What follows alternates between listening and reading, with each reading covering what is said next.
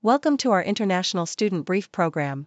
Today, we're diving into some intriguing stories that highlight the experiences of international students and significant developments around the globe. First up, the Globe and Mail has ranked Canada's cities, with North Vancouver emerging as the most livable city, despite its high housing costs. This ranking reflects the ongoing efforts to make home buying more accessible amidst recent economic changes. Next, we shift our focus to the UK, where a new report reveals that Chinese students are facing acute integration challenges at universities. Language barriers and a lack of support systems are making it tough for them to settle in. The report emphasizes the need for British institutions to step up their game and provide better resources for these students, who contribute significantly to the international tuition revenue.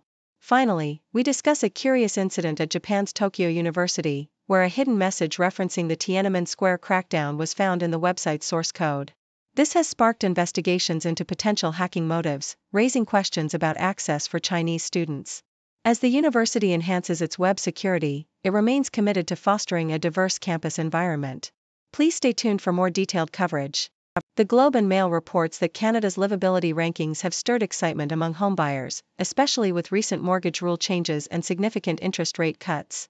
The latest guide evaluates 448 cities across the country, focusing on crucial factors such as housing, safety, and community amenities. North Vancouver has emerged as the top choice, offering a unique blend of natural beauty and accessibility, despite its steep housing prices. The city allows for both winter sports and summer water activities in a single day, highlighting its diverse offerings. However, the soaring costs of living pose challenges, as the average home price reaches $1.6 million, making it difficult for many to settle there. In a separate report by the South China Morning Post, Chinese students in the UK face significant hurdles in integrating into British society, with many struggling with language barriers and unfamiliarity with local social media. This situation is compounded by a lack of targeted career support from universities, leading to feelings of isolation among these students. The report emphasizes the importance of enhancing support services to improve their experience and integration, noting that a substantial portion of international tuition fees comes from Chinese students.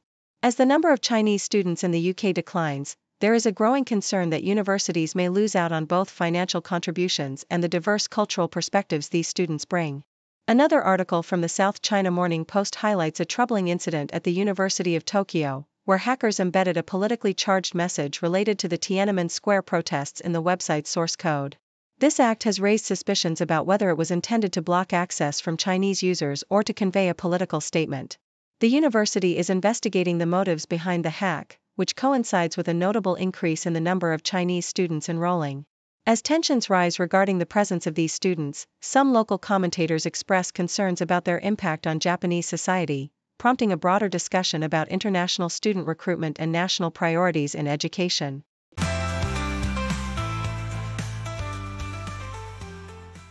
Deutsche Welle reports that Malaysia is actively courting digital nomads to invigorate its economy, blending the realms of tourism and business travel. These remote workers not only contribute to local economies but also foster connections with the communities they inhabit. In bustling cities like Kuala Lumpur and serene locales such as Langkawi, they find an appealing mix of work and leisure, supporting local businesses and services. As Malaysia positions itself as a prime destination for this growing demographic, it seeks to capitalize on the unique lifestyle of digital nomads, who often seek out vibrant cultures and affordable living while maintaining their professional responsibilities.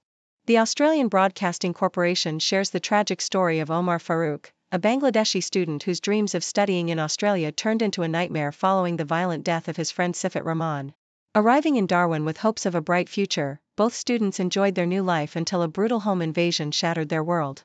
Sifat's untimely death left Omar grappling with grief and trauma, forcing him to confront the harsh realities of safety as an international student. The tragedy sparked community outrage and calls for improved safety measures for students, as the local Bangladeshi community rallied to honor Sifat's legacy and push for change in the face of rising crime. The Globe and Mail details the dramatic fall of Syrian President Bashar al-Assad, marking the end of a 14-year struggle to maintain control amid a brutal civil war. Once seen as a potential reformer, al-Assad's presidency devolved into a violent crackdown on dissent, leading to widespread devastation and loss of life. His reliance on military force and alliances with Iran and Russia failed to stave off opposition, culminating in his recent flight from the country. The article reflects on the historical context of al-Assad's rise to power, the impact of his father's authoritarian rule,